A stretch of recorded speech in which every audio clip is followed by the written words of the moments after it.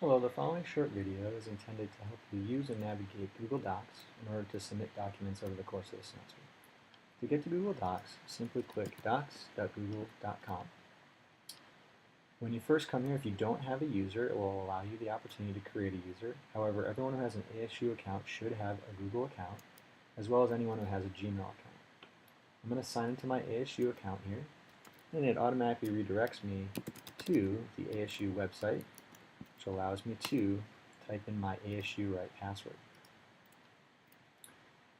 Once it redirects me to my drive, you can see that I have a list of files that have been created from past classes. Right? And there are different types of files that you can create, ranging from simple written documents to spreadsheets. To create a new document, simply come over here and hit Create. It allows you to choose the type of document that you're creating. For this example, I'm just going to create a written document. And you'll see that a new window is opened, or a new tab, and it's called Untitled automatically, and I can just come up here and give it a quick name. I'm going to call this Test Document. Click OK. And you'll see that it now has that name associated with it. And now it's just a written document that I can type in whatever I want. Hello class. Okay. It has your typical editing tools where you can change the font, the size, make things bold, so on and so forth. Right.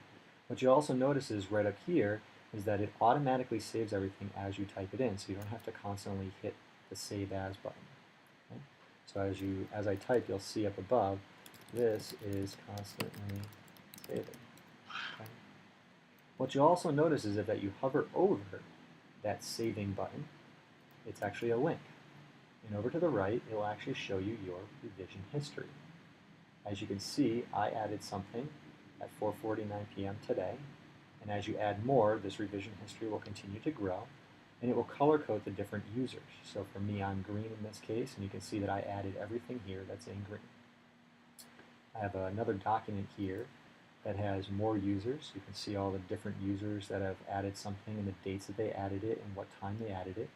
And then if I actually click on something, see that this document has changed drastically, you'll see that this particular user added all of this text on that given day.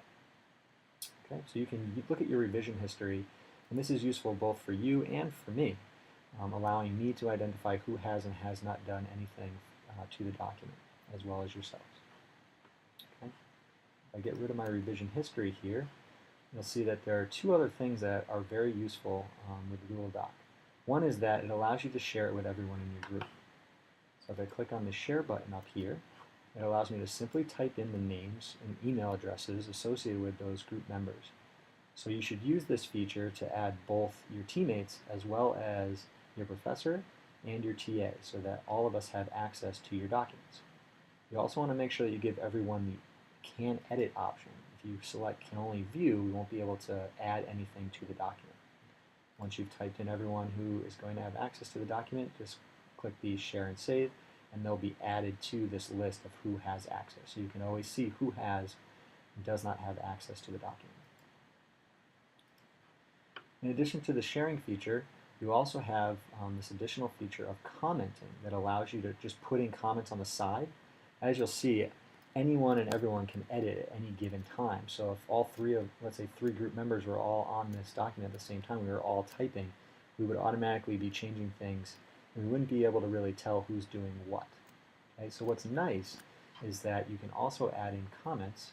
So say I'm going to highlight this area right here, and I put an Insert Comment, and I can add a quick comment and say, I added this check to make sure it makes sense. Okay. And once I've added that little comment, I can hit comment, and now it's added to the document. Anyone who comes here can then view that comment. You'll see that it's highlighted here in yellow. If I click on this individual comment, it gets brighter, and so I know exactly where this comment belongs. You and your teammates can then come here and actually add replies to the different comments. You can edit, delete the comments. Right? I can actually add a reply here.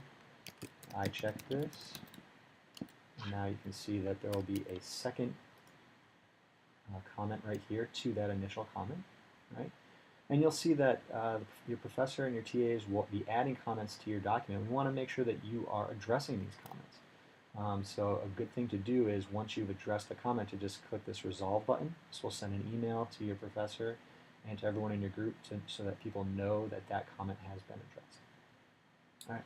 One final thing I wanted to show you in Google Docs is that you don't have to create a fresh document in Google Docs. It does allow you the opportunity to upload documents.